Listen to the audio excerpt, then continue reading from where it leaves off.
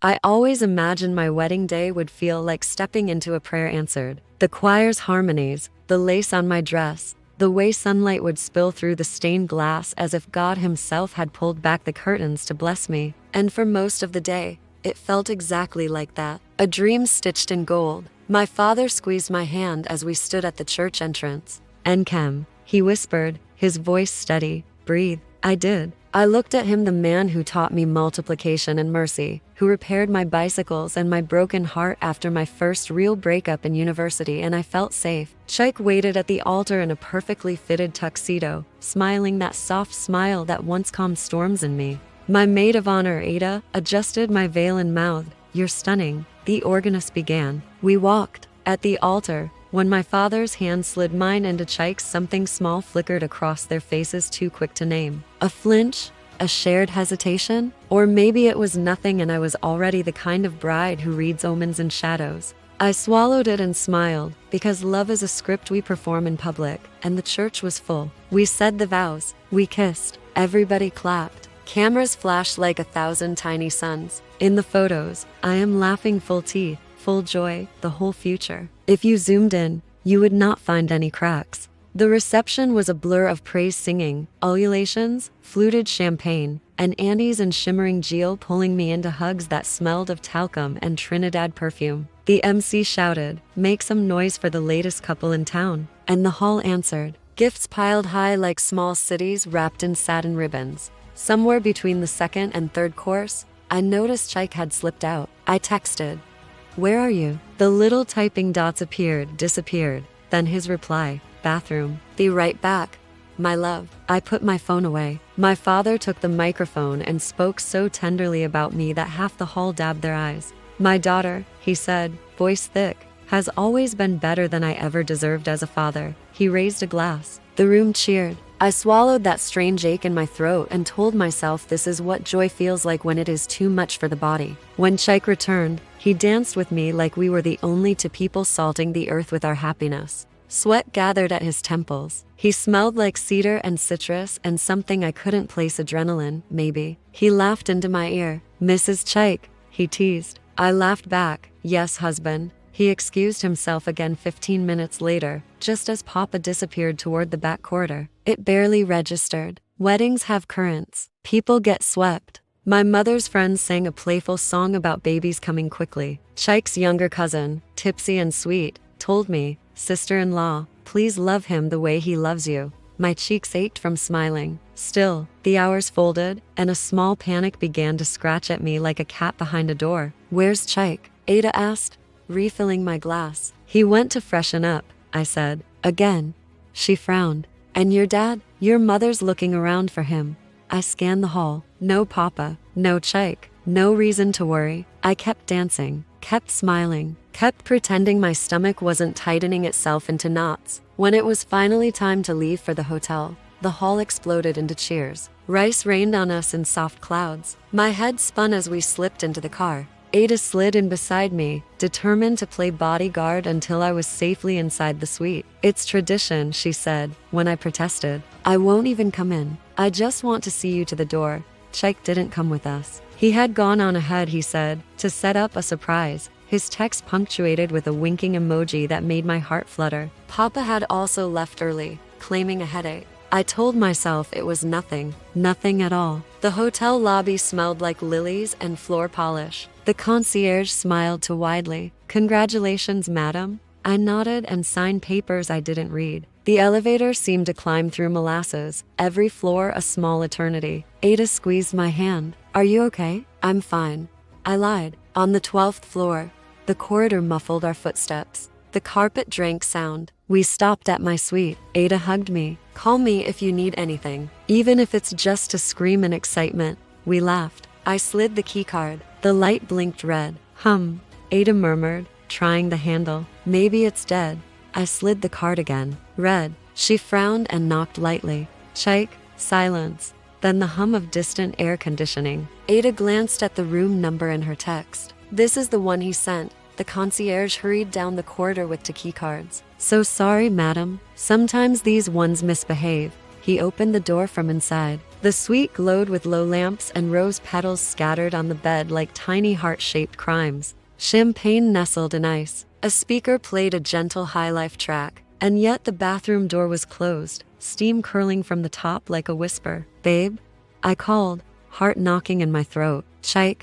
No answer. Ada raised an eyebrow, mouthed, "I'll leave," and backed out. The concierge followed. I shut the door. My gown swished around me like a moat. "Chike?" I rapped the bathroom door lightly. "Are you okay?" A muffled thud. A hurried voice. "1 minute." His voice was wrong, higher, breathy, like he'd been running. My stomach dropped. I reached for my phone and saw a new message from my father. "Encam, call me when you can." Odd. He never texted me Encam unless he wanted me to be calm. My chest tightened. The bathroom door didn't open. Another thud. Then a whisper, too low to catch. I pressed my ear to the wood, every nerve in my body turning into an antenna. "Chike," I said again, louder. "This isn't funny." Silence. Then the click of a lock. The door cracked. A palm pushed it back closed, as if to hold me out. A single word slipped through my name, but not from Chike. My father's voice. "Gozi."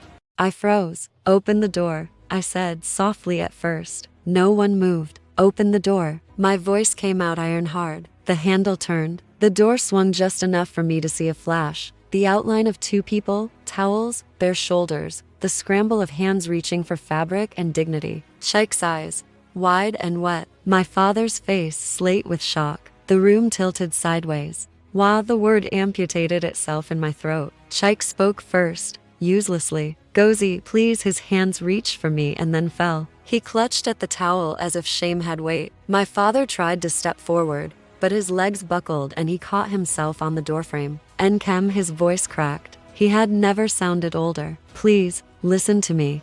I reached behind me for the wall, found nothing. The rose petals on the bed mocked me. I saw the night we planned. Laughter, clumsy tenderness, the promise of a new life braided into the old. I saw all of it collapse into dust in the span of a breath. "Don't," I said. I didn't recognize my own voice. "Don't come near me, Gozi," Chike pleaded. "I wanted to tell you." "To tell me what?" I snapped, the edges of my vision going white. "That on my wedding night, you'd choose my father over me? That the vows were an intermission in your secret?" He flinched. "It's not like that."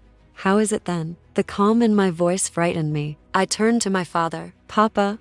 The word cracked open something in me so tender. I tasted blood. "How long?" He pressed his palm to his forehead. He looked small. "It started months ago," he said, eyes on the floor. After your engagement." I told myself I could stop it. I told myself it was." He swallowed. "I lied to myself. I lied to both of you."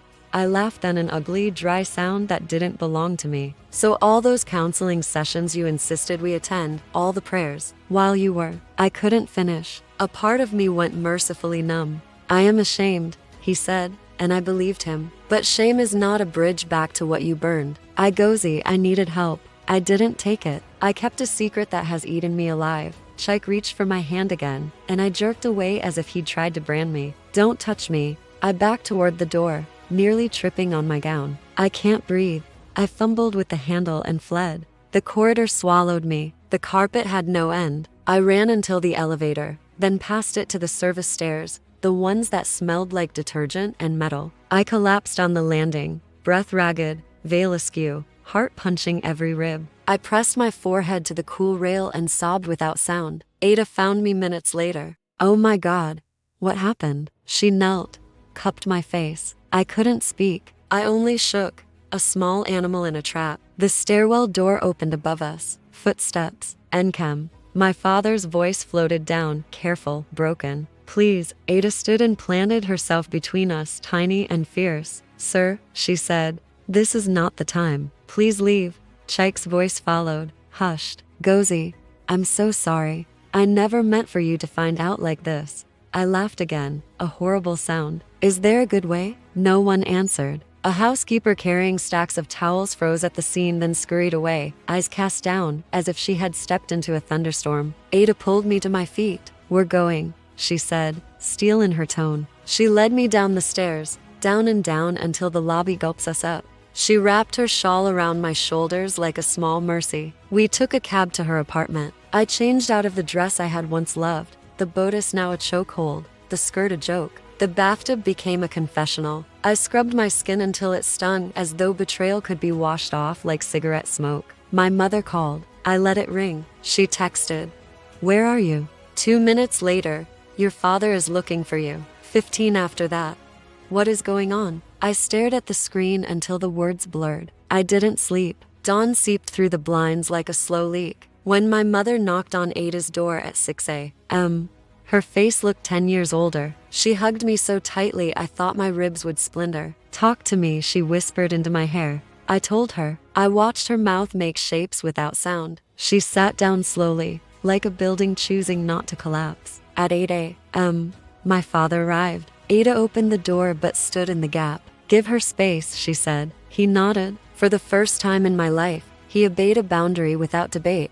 "Can I speak?" he asked me, not stepping inside. "You can speak there," I said, voice flat. He held the doorframe like a lifeline. "I will not make excuses," he began. He looked thinner than the night before, as if confession had shaved him down. "I should have sought help. I did not. I hurt you in a way that cannot be mended with words. I wish my shame could absolve you of pain, but it cannot. I will do what you ask." His eyes were wet, and in them I saw the man who had taught me how to pedal without falling, the one who came to every school play, who burned his plantain because he was helping me with algebra. I saw him and also the stranger. Two faces, one father. "Leave," I said quietly. "For now, don't call me. I will reach out when I'm ready. If I'm ever ready." He bowed his head and left. The door clicked, small and final. Chike tried too. He texted walls of apology. "I love you. I'm a coward. I didn't know how to speak a truth that would ruin us all." He said he had struggled, that he had compartmentalized, that he had planned to tell me after the wedding because this part unmoored me. He had thought he could choose me and starve the other part of himself into silence. I stared at the messages until my eyes hurt. Then I blocked his number.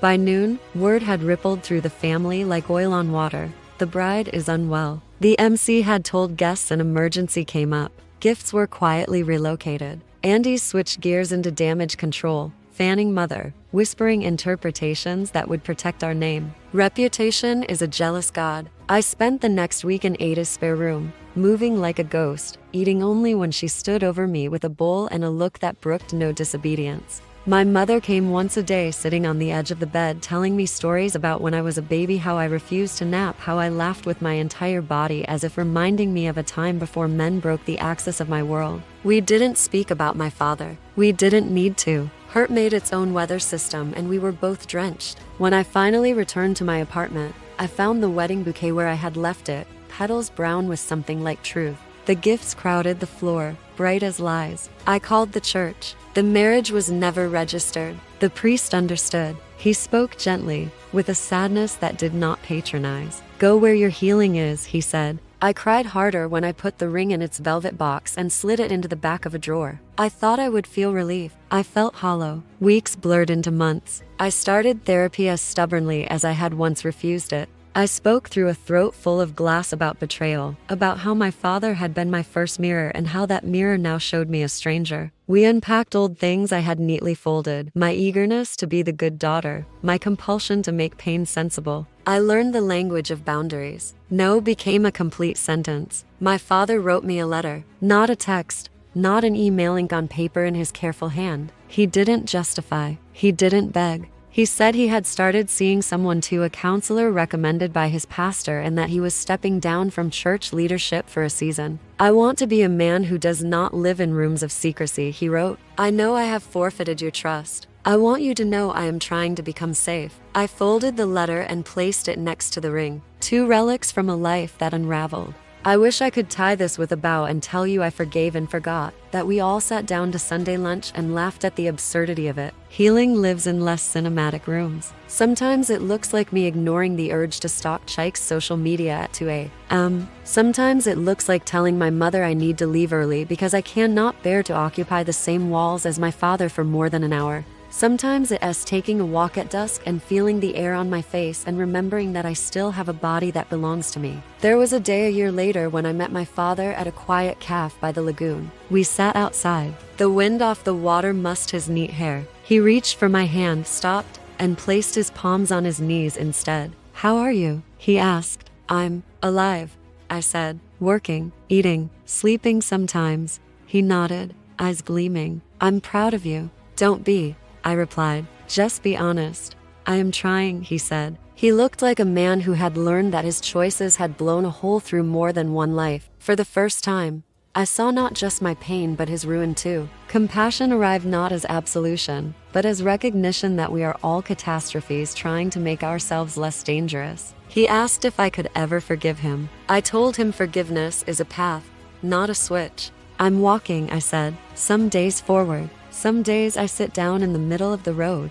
He laughed softly, a sound with splinters in it. I will bring you water when you sit, he said. We both knew love would never again be a simple thing between us, but it could be an honest thing. Sometimes that's the holiest kind we get. I do not know where Chaik is now. I hope he is building a life that does not require him to live in halves. I hope he found the courage he could not find with me. I no longer check. When the ache rises, I let it crest and fall like a wave I've learned to float through. The body remembers, then forgets, then remembers again. Healing is not a straight road. It is a circle that widens until you can finally breathe when you come around. People still ask why I seem a little distant at parties, why I leave early, why I smile with my mouth and not my eyes. I say I'm tired. It is true. I'm tired of translating my grief into a dialect that makes other people comfortable. Some days I am brave enough to say a different truth. My wedding day was the day my innocence died. The room goes quiet then, and I watch them wrestle with the indecency of reality. I don't rescue them from it. I have learned to be my own rescue.